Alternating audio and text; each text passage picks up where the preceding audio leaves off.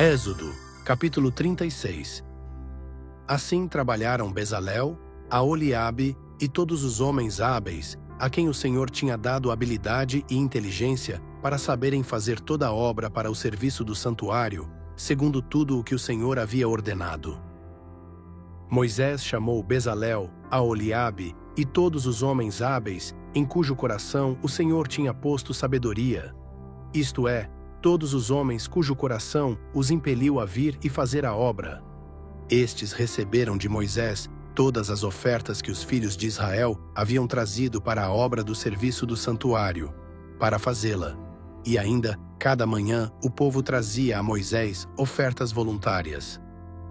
Então todos os homens sábios, que se ocupavam em toda a obra do santuário, deixaram o que faziam, vieram e disseram a Moisés: o povo traz muito mais do que é necessário para o serviço da obra que o Senhor ordenou que se fizesse.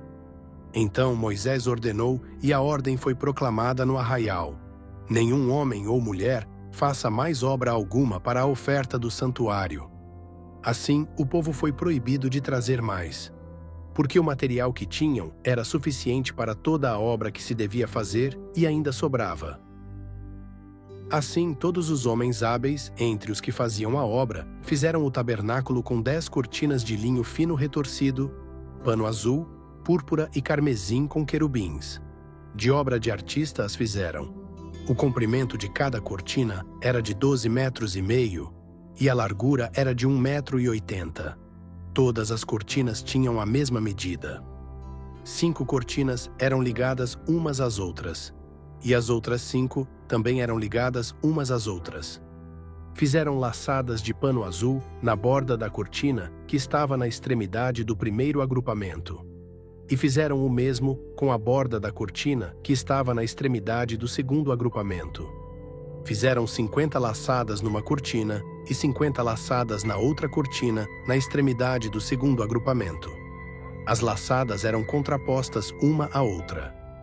Fizeram 50 colchetes de ouro com os quais prenderam as cortinas uma à outra, e o tabernáculo passou a ser um todo. Fizeram também de pelos de cabra cortinas para servirem de tenda sobre o tabernáculo. Fizeram 11 cortinas. O comprimento de cada cortina era de 13,30 metros e a largura era de 1,80 metro. As 11 cortinas tinham a mesma medida. Juntaram 5 cortinas entre si e de igual modo as 6 restantes.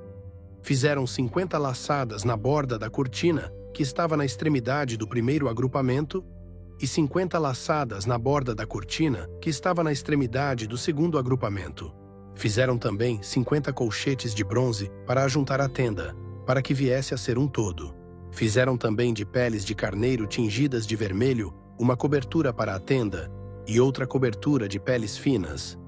Fizeram também de madeira de acácia as tábuas para o tabernáculo, as quais eram colocadas verticalmente.